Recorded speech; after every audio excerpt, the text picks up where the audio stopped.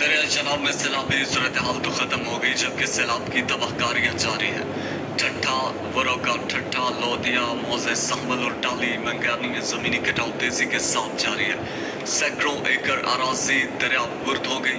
بڑے پیمانے پر فصلیں تباہ ہو گئی جن میں مکئی، دھان، چارہ شامل ہے جبکہ سبزیاں بھی تباہ ہو گئی جن میں بینگن، کدو، گوبھی، مرچ وغیرہ شامل ہے۔ اسی پر مزید بات کریں گے ناصر علی کرب سے۔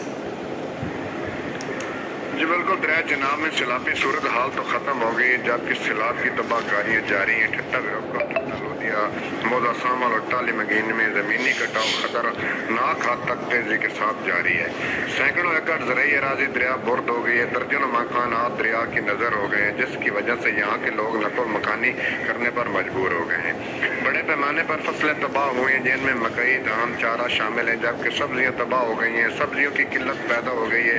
اوپن مارکیٹ میں سبزیوں کی قیمتیں میں اضافہ ہو گیا ہے۔ ٹماٹر 400 روپے، ادرک 400 روپے، گوبھی 250 روپے اور مرچ 250 روپے فی کلو گرام جبکہ کدو اور کریلے کی قیمت بھی قلت میں پیدا ہو گئی ہے۔ اگر دیکھا جائے تو یہاں کی سڑکوں کی حالت ابتر ہو چکی ہے، خستہ حالی اور ٹوٹ پھوٹ کا شکار ہو گئی ہیں جس کی وجہ سے شہریوں کو گزرنے میں شدید مشکلات کا سامنا ہے۔ اہل عہدے کا کہنا ہے کہ حکومت اور انتظامیہ نے وعدہ کیا تھا کہ ان کو متبادل زمین الاٹ کی جائے، اس کے ساتھ زمینی کٹاؤ روکنے کے لیے اقدامات بھی کیے جائیں، مگر اس طرح کے اقدامات نہیں کیے گئے۔ اہل علاقہ نے حکومت اور انتظامیہ سے مطالبہ کیا ہے کہ زمینی کٹاؤ کو روکنے کے لیے اقدامات کیے جائیں، ان کی مالی مدد کی جائے تاکہ ان کی پریشانی ختم ہو سکے۔ جی